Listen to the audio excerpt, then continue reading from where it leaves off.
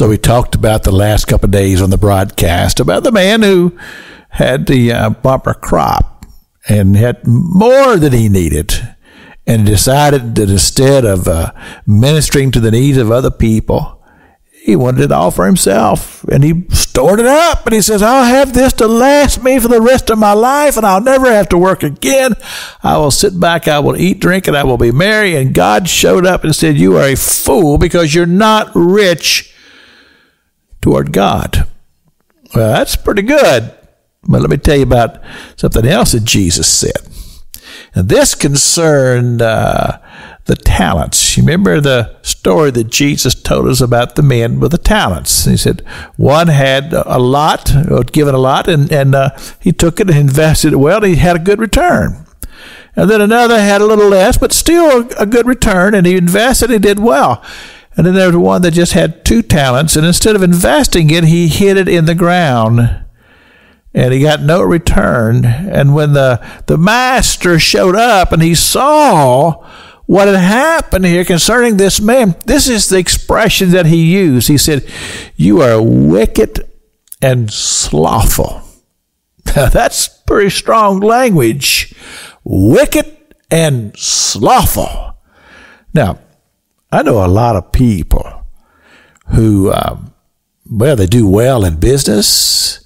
Sharp people. I mean, they got it together. And but yet, when it comes to this great commission that Jesus gave to the church, and I'm talking about people who would say, yeah, I'm a Christian believer.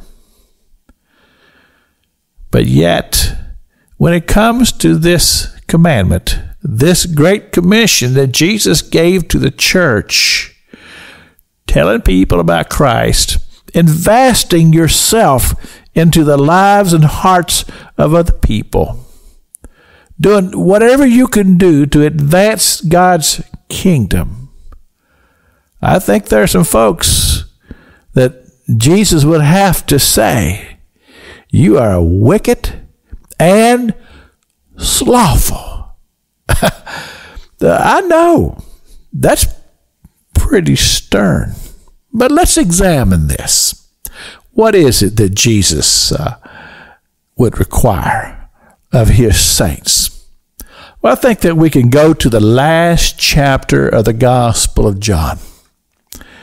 This man named Peter,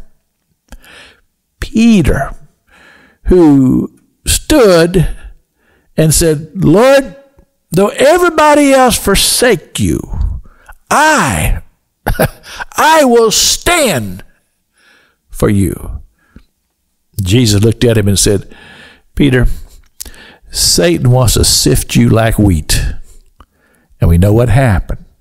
When he had his opportunity to do that which would advance the kingdom of God, he failed miserably.